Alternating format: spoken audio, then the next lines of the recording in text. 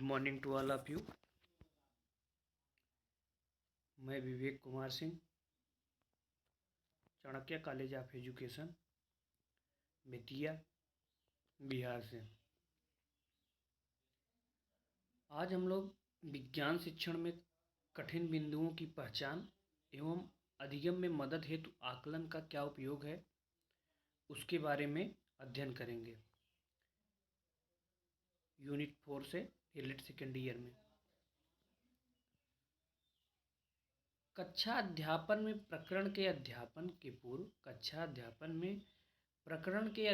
के पूर्व पूछे जाने वाले प्रश्नों की सहायता से जो कक्षा अध्यापन में जो प्रकरण होता है उसके अध्यापन में पूर्व में पूछे जाने वाले प्रश्नों की सहायता से पूर्व ज्ञान का परीक्षण किया जाता है।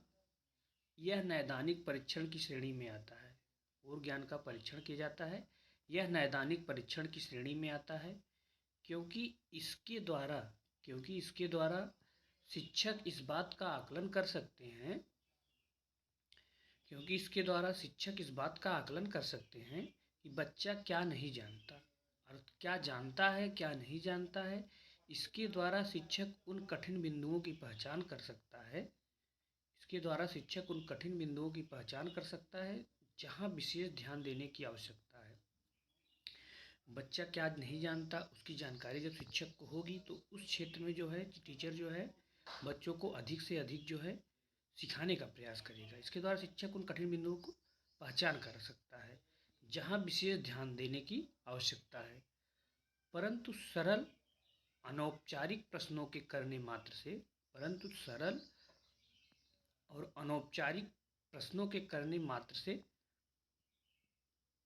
पाठ के साथ न्याय करना सदा संभव नहीं हो पाता। सरल और अनौपचारिक जो प्रश्न होते हैं उनके साथ जो है पाठ के साथ न्याय करना जो सदा संभव नहीं हो पाता। अतः बच्चों को लिखित अथवा मौखिक परीक्षण दिए जाए। क्या दिए जाए? बच्चों को लिखित अथवा मौखिक परीक्षण दिए जाए जिससे उनकी पहचान हो सके किन बिंदुओं पे जो है बच्चे कमज़ोर हैं, किन बिंदुओं पे कमज़ोर नहीं हैं। इन परीक्षणों के विश्लेषण द्वारा इन परीक्षण के विश्लेषण द्वारा शिक्षक यह समझ जाते हैं कि बच्चों में कमी कहाँ है। जब परीक्षण करेगा शिक्षक तो वो समझ जाएगा कि बच्चों में किस क्षेत्र में, किस पॉइंट पे और किस सब्जेक्ट में कमी है। शिक्षक ये समझ जाते हैं बच्चों की कमी कहाँ पर है। संक्षेप में कहा जा सकता है कि पाठ के कठिन बिंदुओं की पहचान करने हेतु संक्षेप में हम इस प्रकार कह सकते हैं कि पाठ के जो कठिन बिंदु होते हैं उनकी पहचान करने के लिए नैदानिक परीक्षण किया जाना आवश्यक होता है। जो नैदानिक परीक्षण है जब किया जाएगा तो बच्चों कठिन बिंदुओं की पहचान हो जाएगी एवं इसके अगले चरण में उन कठिनाइयों को दूर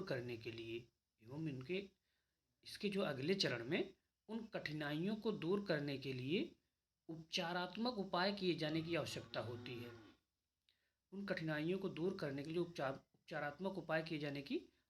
होती है। निदानात्मक परीक्षण क्या है?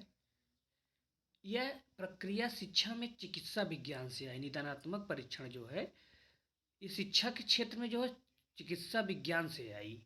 जिस प्रकार डॉक्टर रोगी के लक्षण क्या है उसको देखकर रोग का अनुमान लगाता है, ठीक उसी प्रकार शिक्षक छात्रों में व्यक्तिगत विभिन्नताएं होने के कारण वह छात्रों की अधिगम संबंधी कठिनाइयों को ज्ञात करता है। जैसे डॉक्टर जो है रोगी के लक्षण को देखकर यह अनुमान लगा सकता है कि क्या रोग उसको है, ठीक उसी प्रकार एक शिक्षक जो है छात्रों की जो व्यक्तिगत विभिन्नताएं होती हैं होने के कारण जो छात्रों की अधिगम संबंधी कठिनाई क्या होती है ज्ञात कर लेता है। बालकों के उत्तर निर्धारित करना, सीखने की कुशलताओं में गति, सीखने की जो कुशलताएं होती है उसमें गति एवं श्रेष्ठता निश्चित करना, उपलब्धि क्या है उसका मूल्यांकन करना, शिक्षकों की कार्यकुशलता का पता लगाना। शिक्षकों की कार्यकुशलता क्या है उसका पता लगाना, विभिन्न कौशलों का विकास करना, विभिन्न कौशल जो होते हैं उसका विकास करना आदि परीक्षण के उद्देश्य हैं। निदानात्मक जो परीक्षण होता है, निदानात्मक परीक्षण द्वारा यह जानने का प्रयास किया जाता है कि विज्ञान के अध्ययन में, निदानात्मक परीक्षण के द्वारा यह जानने का प्रयास किया जाता है कि विज्ञान के अध्ययन में छात्रों को कौन कौन सी कठिनाइयाँ आती है, कौन कौन सी कठिनाइयाँ आती हैं, वे कहाँ और किस प्रकार की गलती करते हैं, किस प्रकार की कठिनाइयाँ आती हैं और वो कहाँ पर और किस प्रकार की गलती करते हैं।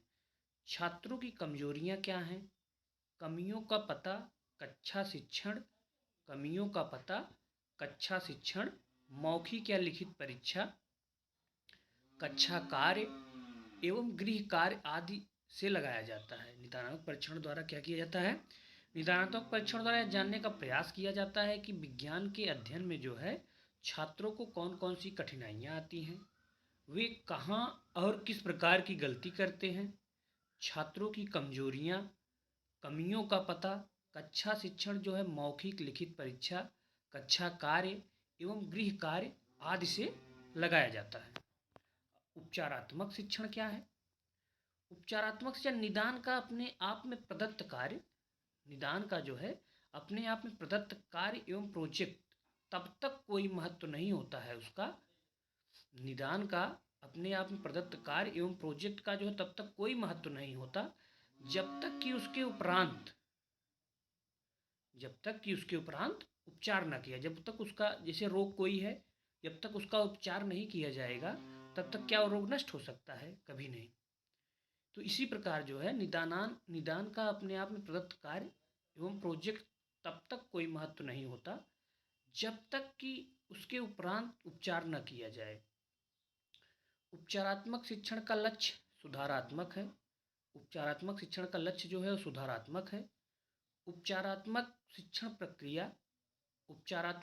प्रक्रिया उस स्तर में प्रारंभ की जानी चाहिए, उपचारात्मक शिक्षण प्रक्रिया जो है उस स्तर में प्रारंभ की जानी चाहिए जहाँ से त्रुटि अधिगम प्रारंभ हुआ हो। उपचारात्मक शिक्षण प्रक्रिया उस स्तर से प्रारंभ की जानी चाहिए जहाँ से त्रुटि अधिगम प्रारंभ हुआ है। विज्ञान विषय में उपचारात्मक शिक्षण की निम्न पद्धतियाँ हैं, विज्ञान विषय में जो है उपचारात्मक शिक्षण की निम्न पद्धतियाँ हैं। नंबर 1, कक्षा शिक्षण, क्लासरूम टीचिंग। कक्षा शिक्षण जो हम लोग करते हैं वो कक्षा शिक्षण क्लासरूम टीचिंग हमारा हो गया। सामूहिक प्रबोधन शिक्षण, ग्रुप ट्यूटोरियल टीचिंग, जो हम ग्रुप में ट्यूटोरियल टीचिंग करते हैं उसको सामूहिक प्रबोधन शिक्षण कहते हैं। व्यक्तिगत प्रबोधन शिक्षण, इंडिविजुअल ट्यूटोरियल टीचिंग, इंडिविजुअल मतलब व्यक्तिगत किसी एक बच्चे को जो प्रबोधन शिक्षण दिया जाता है उसको व्यक्तिगत प्रबोधन शिक्षण कहते हैं। पर्यवेक्षण प्रबोधन शिक्षण, परीक्षण के द्वारा जब प्रबोधन शिक्षण करते हैं पर्यवेक्षण प्रबोधन शिक्षण होता है। अभ्यासात्मक प्रबोधन, प्रैक्टिस ट्यूटोरियल, प्रैक्टिस कोई दे दिया जाए बच्चे से प्रैक्टिस करते हैं उसको प्रैक्टिस या अभ्यासात्मक प्रबोधन कहते हैं। विज्ञान शिक्षण में उपचारात्मक शिक्षण करते समय जो है निम्न बातों का ध्यान होना चाहिए या रखना चाहिए। क्या क्या है, कक्षा में विषय से संबंधित समस्याओं को हल करते समय, कक्षा में विषय से संबंधित जो समस्याएं होती हैं उसको हल करते समय छात्रों का ध्यान विशेष रूप से उन प्रत्ययों, सिद्धांतों, प्रक्रियाओं आदि की ओर खींचा जाना चाहिए जिनमें छात्र त्रुटि करते हैं। मतलब कक्षा की जो संबंधित समस्याएं जब छात्र उसको हल करते हैं तो उनका ध्यान उन प्रत्ययों, सिद्धांतों, प्रक्रियाओं आदि की ओर खींचा जाना चाहिए जिसमें छात्र हमेशा त्रुटि करते हैं।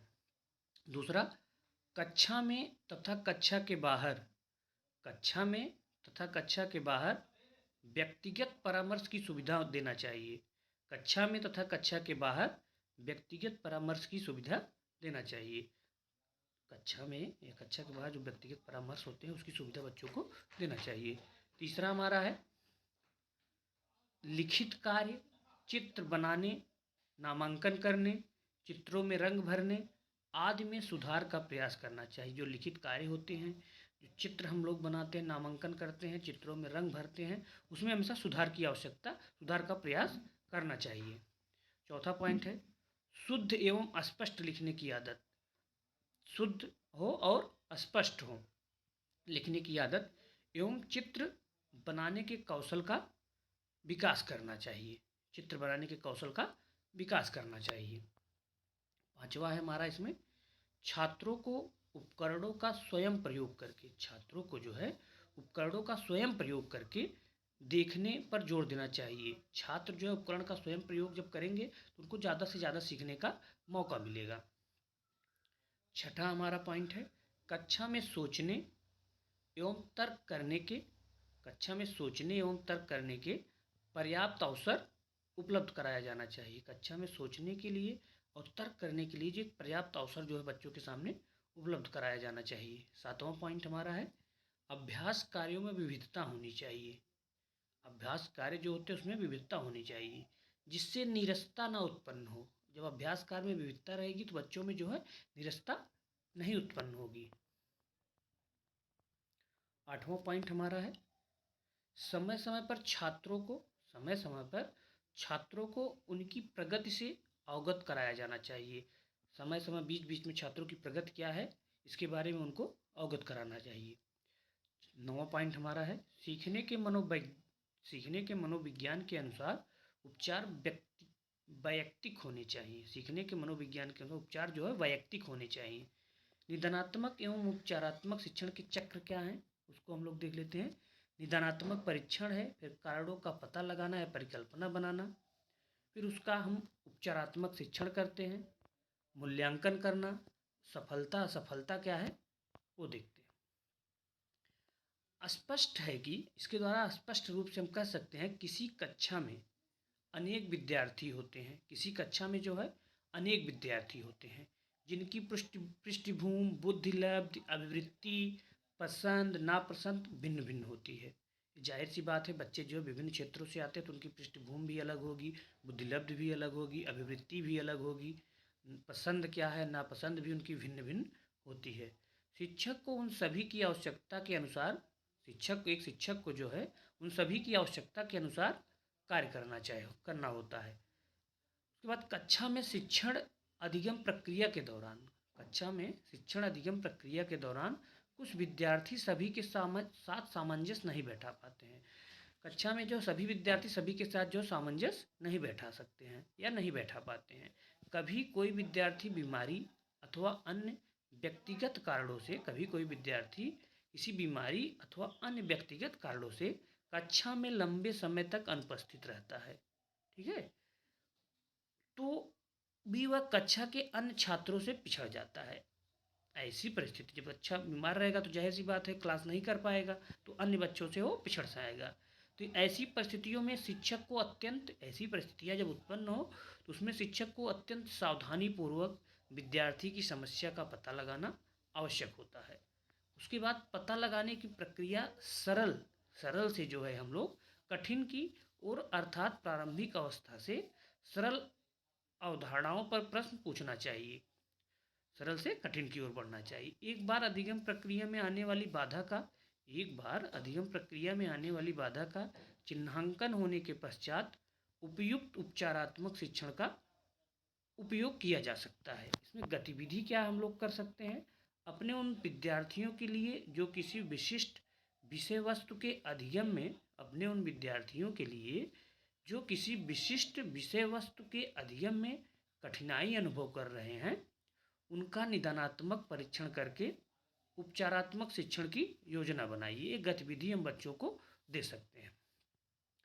Thank you to all of you. अब हम लोग अपने अगले लेक्चर में संज्ञानात्मक, भावात्मक एवं मनोगत्यात्मक क्षेत्रों में मूल्यांकन क्या होता है उसके बारे में अध्ययन करेंगे। Thank you to all of you.